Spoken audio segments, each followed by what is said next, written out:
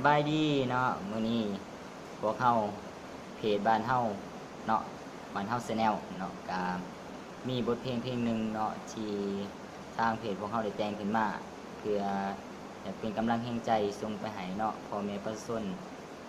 ชาวแขวงอันตปือเนาะที่พวกเพิ่นกำลังประสบภัยน้ำท่วมเนาะก็บ่ฮู้ว่า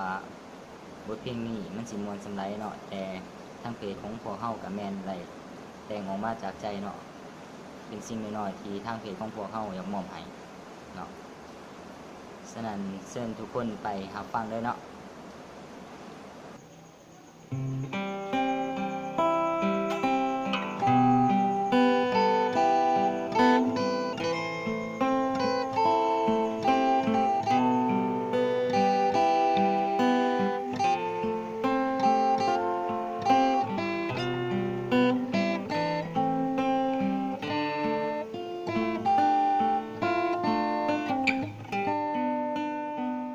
สุดแสนเสียใจ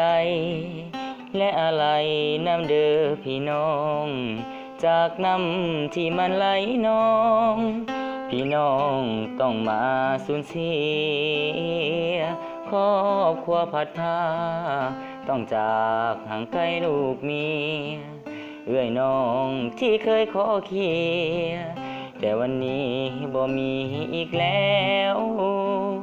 เพื่อนที่เคยอยู่และเจ้าที่เคยนอนบัดนี้ต้องจำจากจรพัดภาคห่างไกลแล้วนะเหลือแต่กลิ่นอายเศษซากและข้าวน้ำตากับน้ำที่มันไหลมาพัดพาบ้านเฮือนจมหายอดเอาเด้อพี่น้องสาวอัตตปือสู้ไว้เด้อมันก็ผ่านพ้นไปอดเอาไว้ก่อนฟ้าหลังฝนนั้นเคยสดใสพวกเฮาขอเป็นแห่งใจสู้ต่อไปอย่าได้ท้อถอย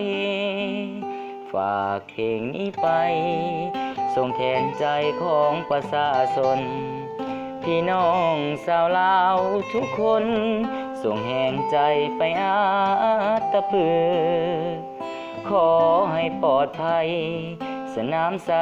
ที่เคยสาลือย้อนความฮักและความห่วมมืออาตะปือเมืองสนามใส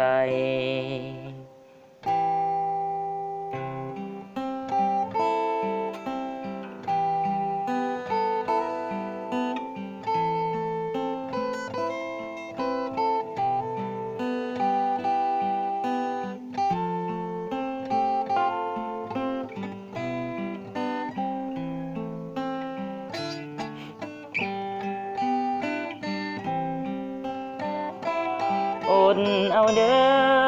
พี่น้องสาวอัตตปือสู้ไว้เด้อแล้วมันก็ผ่านพ้นไปอดเอาไว้ก่อนฟ้าหลังฝนนั้นเคยสดใสพวกเฮาขอเป็นแห่งใจสู้ต่อไปอย่าได้ท้อถอยฝากเพลงนี้ไปส่งแทนใจของประชาชนพี่น้องชาวลาวทุกคนส่งแห่งใจไปอาตะปือขอให้ปลอดภัยสนามใสที่เคยสาลือย้อนความฮักและความห่วมมืออาตะปือเมืองสนามใส